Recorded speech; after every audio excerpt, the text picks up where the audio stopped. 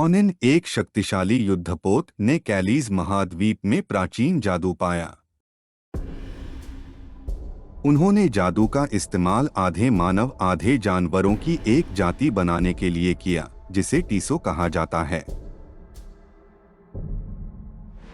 समुद्र के ऊपर अपनी नई सेना को ले जाने के लिए विशाल कछुओं का उपयोग करते हुए उन्होंने मानव साम्राज्य एथोर के महाद्वीप पर आक्रमण किया और आसानी से उस पर नियंत्रण कर लिया।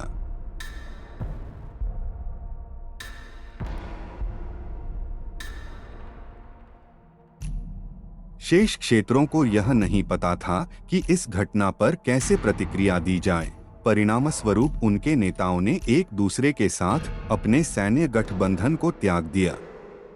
असंख्य की एकमात्र युवा रानी कार्रवाई करने की आवश्यकता के प्रति आश्वस्त थी, जिसका नाम उपासना था।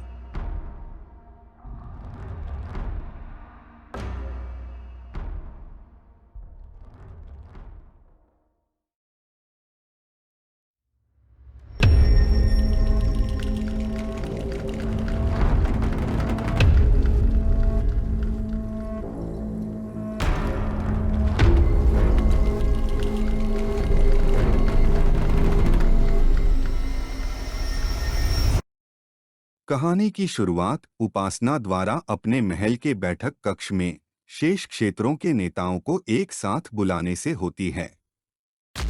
वह उन्हें स्थिति के खतरे के बारे में समझाने की कोशिश करती है, लेकिन वह सफल नहीं हुई। उपासना को उसके सलाहकार बार्थेस द्वारा सूचित किया जाता है कि एक सोआ गिरोह उसके महल के पास है। वह स्थिति की जांच करने के लिए जल्दी से बैठक कक्ष छोड़ देती है। हालांकि उस पर घात लगाकर हमला किया गया और उसे एथोर के महल की एक कोठरी में बंद कर दिया गया।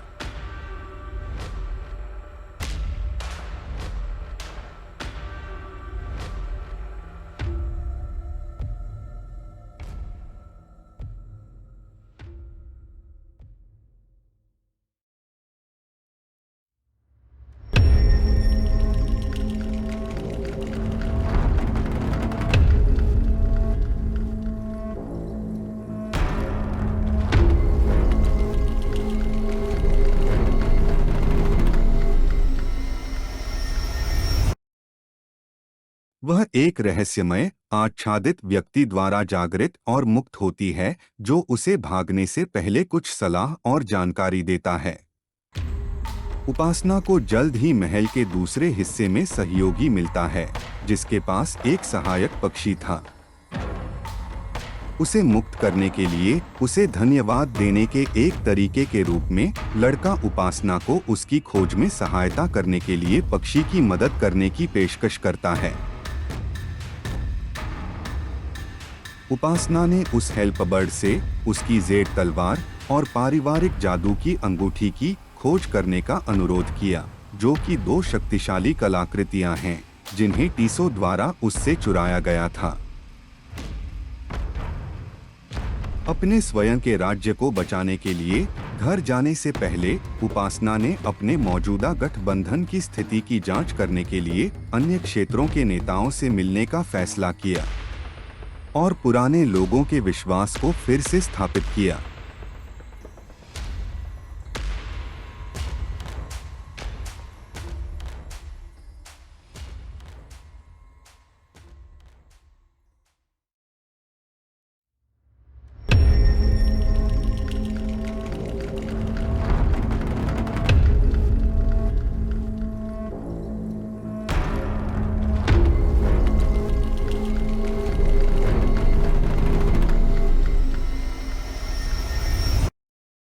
दूसरी ओर अन्य नेता उपासना के बैठक कक्ष में वापस नहीं आने के बाद घर चले गए थे।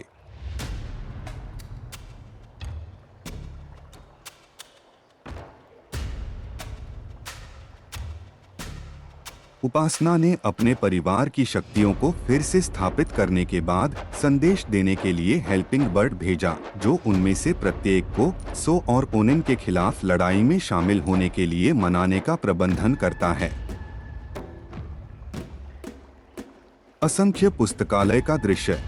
असंख्य में वापस उपासना ने पाया कि उसका राज्य पूरी तरह से सो द्वारा ले लिया गया है।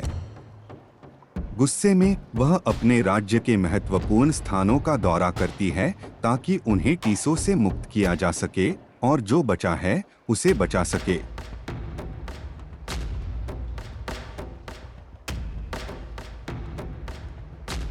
आखिरकार वह उनन के सबसे शक्तिशाली मंत्रियों में से एक के साथ आमने सामने आती है, जिसे फॉक्स लेडी के नाम से जाना जाता है।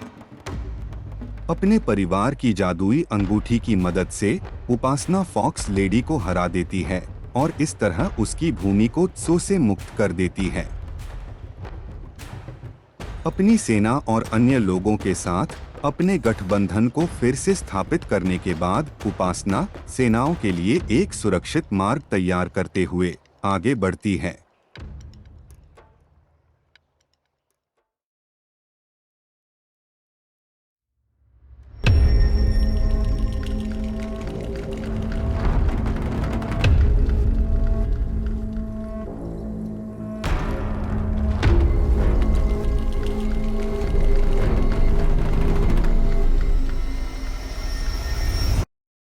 वह उन कछुओं का पता लगाती है जिनका इस्तेमाल टीसो समुद्र पार करने के लिए करते थे। वह उन्हें मुक्त कर देते हैं ताकि गठबंधन की सेनाएं उन्हें कैलीज तक पहुंचने के लिए इस्तेमाल कर सकें। इसके बाद वह अकेले ही कैलीज की किलेबंदी में घुसपैठ करती है और उनन के साथ लड़ाई समाप्त कर देती है। लड़ाई अनिर्णित समाप्त होती है। फिर उनन एक दानव जैसे प्राणी में बदल जाता है और उड़ जाता है।